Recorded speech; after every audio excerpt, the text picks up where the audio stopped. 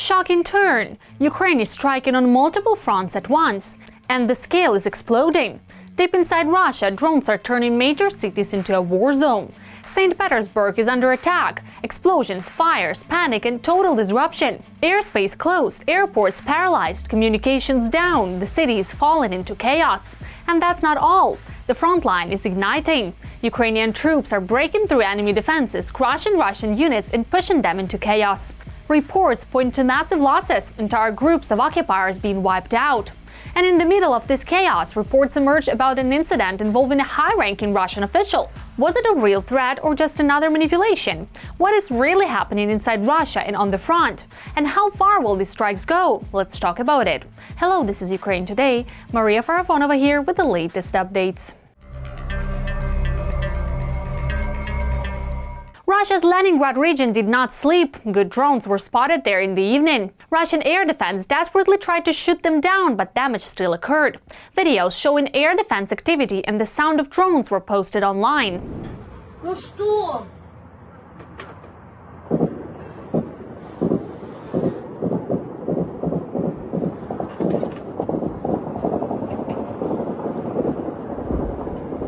Governor of the Leningrad region, Alexander Drozdenko, reported that at least 10 UAVs were shot down. According to him, a crater formed from falling debris and a field caught fire. In the Leningrad region, air defense forces shot down the 10th UAV near the village of Izora in the Gachina district. The blast wave damaged windows in 3 apartments, and a fire of dry grass was recorded. The explosions did not stop in the Leningrad region. Later, another residential building was reported damaged. Most likely, the air defense system failed again.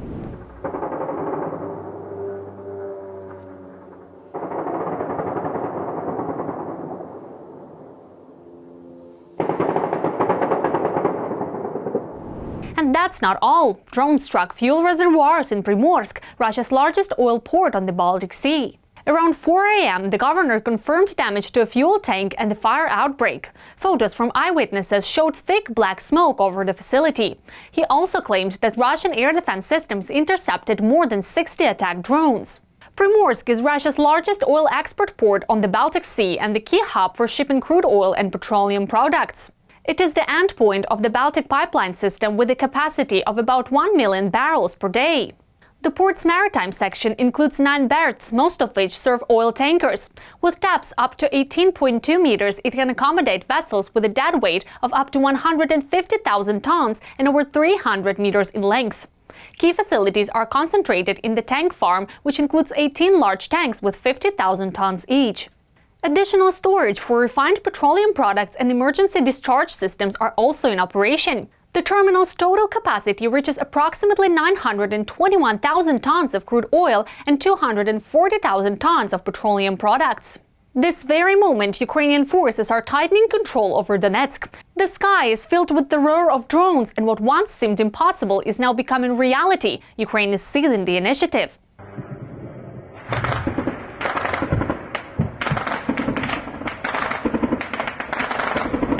There is a lot of noise over Donetsk. They are reporting a swarm of UAVs that they are trying to shoot down.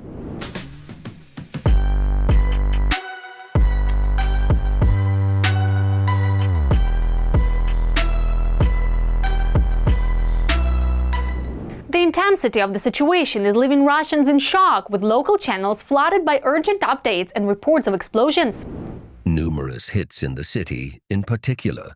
The first to be hit was a communications point/data center near the TV tower and a Russian base on the territory of a former meat processing plant in the Kalinin district. Fires were recorded after the hits. Russia claimed an assassination attempt on Governor Vyacheslav Gladkov in St. Petersburg. Reports say a drone incident occurred during his public meeting with residents. According to Russian state propaganda agencies, the drone allegedly attempted to attack people during the event. The National Guard stated that the UAV was destroyed by a special unit. No casualties or damage were officially reported. The Russian side presents the incident as an attempt on the governor himself, but there is no independent confirmation of these claims. At the same time, serious restrictions were introduced in air traffic. In St. Petersburg, the airspace was temporarily closed due to the drone threat. At Pulkovo Airport, at least 29 departing flights were cancelled. Around 10 planes could not land. Restrictions were imposed on arrivals and departures. Russian air defense systems, logistics and military facilities supporting the occupation forces are being precisely destroyed by Ukrainian drones at distances of 50 to 100 kilometers from the front line. The effective middle strike tactic is gaining momentum. More on this next. Yet another Ka-52 helicopter with no equal was destroyed by a Ukrainian drone. The successful attack took place in the Pokrovsk direction. The Alligator's crew has gone to join the choir Eternal.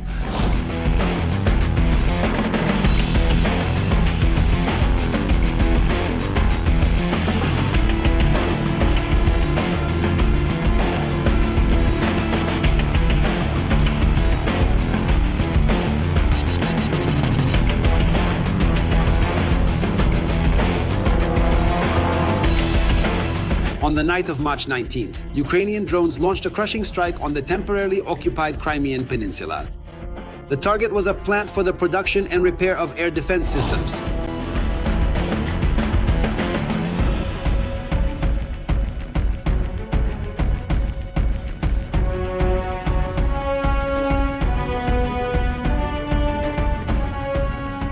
In occupied Sevastopol, a strike by several drones critically damaged the innovation center of the Granite Enterprise, part of the Almaz Ante concern. This facility repaired and serviced S-400 Triumph and S-300 PM, two favorite surface-to-air missile systems, 92N6E and 96L6E radar stations, and Buk M2, M3 and Tor M2 medium and short-range SAM systems. 2 days before this strike, the Ukrainian General Staff reported a hit on the Aviastar aircraft repair plant in the Ulyanovsk region. The aircraft shelter and parking area were damaged, and some of the aircraft were also hit. There was also a strike on the 123rd Aircraft Repair Plant in Staraya Russa, Novgorod region. A hangar for servicing Il-76 and L-410 aircraft was hit. Satellite imagery has confirmed the damage to the plants. The enterprise involved in Il-76 production and another facility that repairs such aviation equipment have been seriously damaged. This indicates that the status of transport aircraft, tankers and other equipment is now very much in question. Strikes on the aggressor's military-industrial complex have now become systematic. With their middle and deep strikes, the armed forces of Ukraine are creating increasingly serious problems for Russia at tactical, operational, and strategic levels. Ukrainian forces are conducting systematic efforts to weaken Russian air defenses and identify other high-value targets deep inside Russia as part of their medium and long-range aerial interdiction campaign. It's such a routine element of the current war. Aviation and other plants of the Russian Federation's military-industrial complex, at least those located in the European part of Russia, are generally becoming a regular target, a regular object of drone strikes. The American Institute for the Study of War reports that Ukrainian drone units have, since the very beginning of 2026, changed their tactics as well as their strike targets. Ukrainian drone units are increasingly prioritizing and successfully carrying out strikes against Russian artillery, drone operators, and logistical targets in the near rear to achieve tactical results.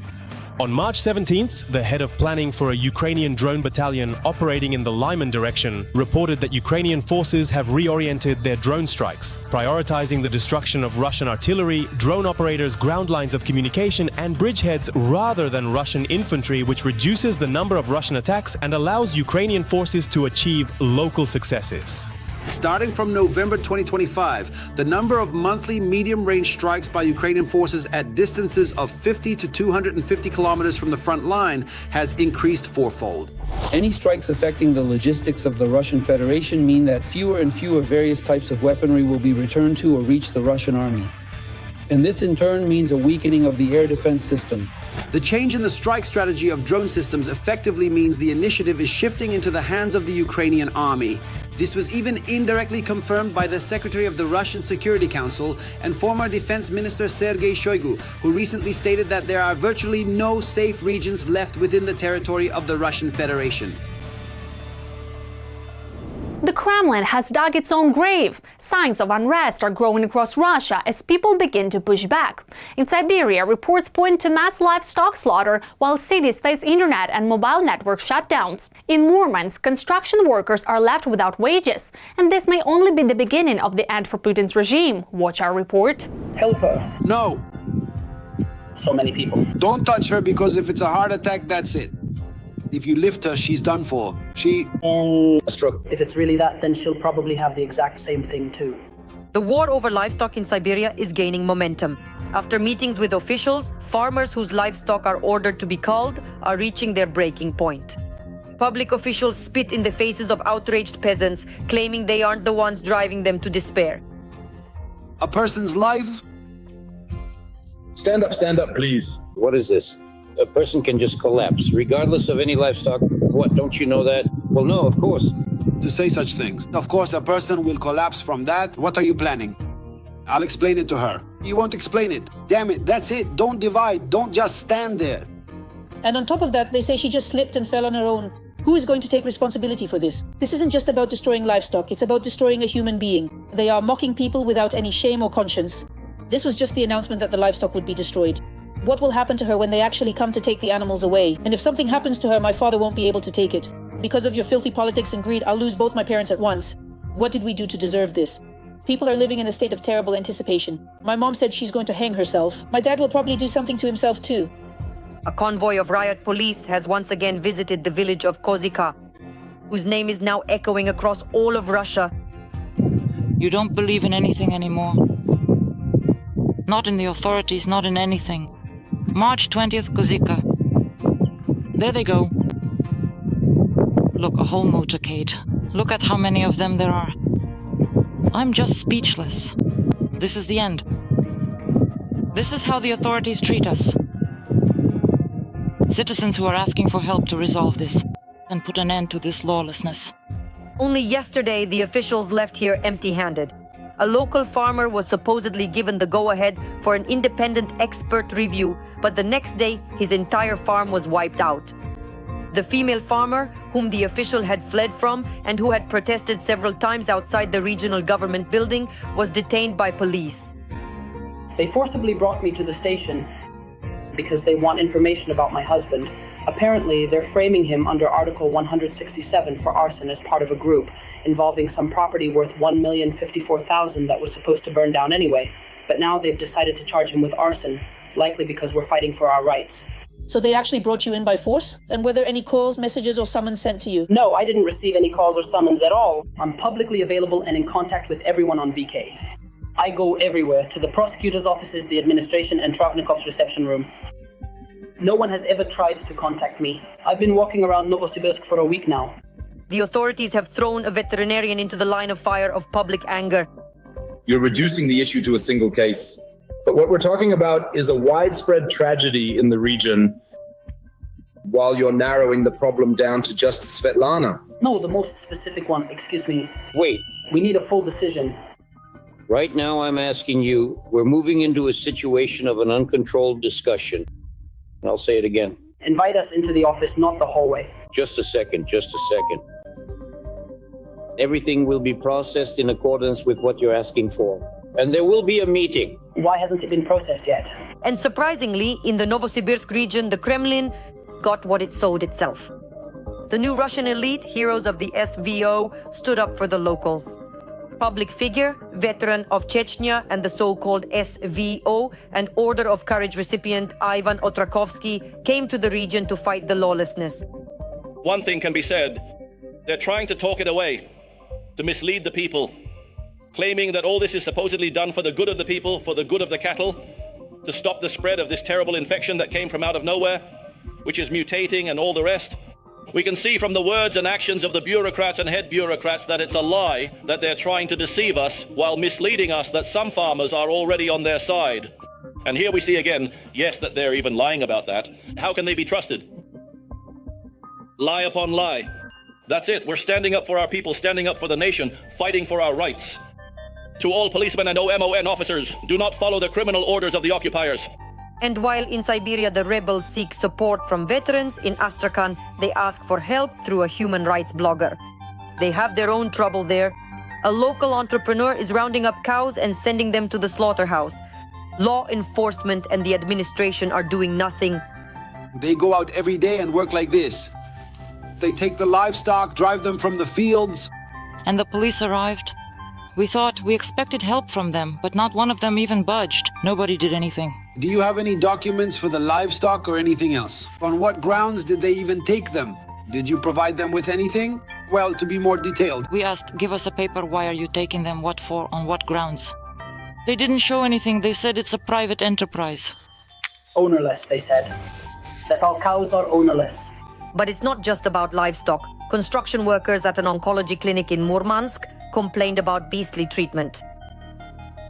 The contractor there is a scoundrel. He didn't pay my acquaintances for the work they did.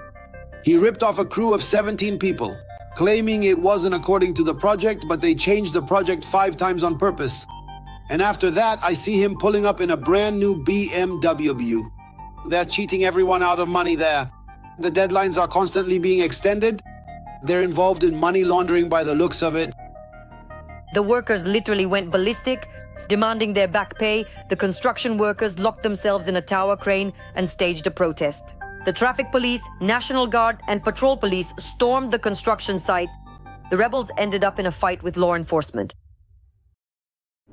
The situation is becoming increasingly extreme. A new proposal in the Russian State Duma suggests legalizing Putin's authority to deploy the military abroad under the pretext of protecting Russian citizens. This move raises serious concerns, especially amid speculation about possible future aggression toward countries like Estonia. Here are the details. Putin wants to protect Russians abroad. The government submitted a document drafted by the Ministry of Defense to the State Duma and published it on the lower house's website. The bill expands the Russian dictator's powers to use armed forces abroad for the alleged protection of Russians in case of their arrest or criminal prosecution by foreign courts. In order for everything to look legally sound, so that it's airtight, as they say. That's why they want to adopt these changes. Relevant legislative initiatives are being introduced to the State Duma. In Russian legislation, there is a criminal article for unleashing a war. And essentially, why was the word war never used in the Russian media space? Because unleashing a war is prohibited by the Criminal Code of Russia. That's why they said special military operation. The bill specifies situations where Russian citizens are arrested or detained abroad by courts empowered without Russia's participation, as well as international judicial bodies that Moscow does not recognize.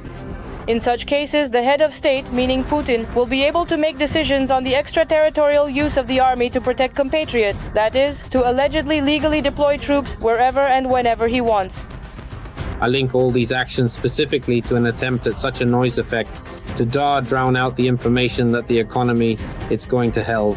And it's been said repeatedly that the war Russia unleashed 4 years, even more than that ago, and said that if Ukraine doesn't surrender, then this war will be to the last Ukrainian. Essentially, this war is turning into a war to the last ruble in the Russian treasury. And everything is heading towards the fact that this last ruble, it might not be far off. As media reports, the bill was introduced to the State Duma against the backdrop of a series of warnings from NATO and European intelligence agencies about Russia's possible preparation for a conflict with one or more countries of the alliance. Certainly, many people are talking about Narva right now. That's in Estonia, Estonian territory, where there are many Russian speakers. They say that Russia might start with it. Moreover, for, let's say, those theorists who model who Russia's next strike will be against, they don't say whether it will happen or not, they say that it will happen. They're just choosing the point where it will occur, and the most popular scenario so far is considered to be the Suwalki Gap. This is, let me remind you, the territory between the Republic of Belarus and Russia's Kaliningrad region along the border of Poland and Lithuania. The second version, which is gaining even more popularity momentum lately, is the Estonia version, the Narva version. This is Narva, a region of Estonia bordering Russia, where there is a large Russian-speaking population. It's said that there could be a strike there in order to check whether there will be a NATO reaction or not, because those conflicts we see in NATO now, when there's no coordination between the United States and European countries, they lead Russia to the thought that NATO is not a force, NATO is a paper tiger. Current fact, Russian legislation already permits the deployment of troops abroad to repel attacks on military units by an aggressor nation, to protect another state at its request, to defend citizens from armed assault, and to combat piracy. The new bill, however, amends the laws on defense and citizenship, clearing the way for military intervention. What do you think about the latest events? Share your opinion in the comments, like the video and subscribe to stay informed about the main headlines. See you soon!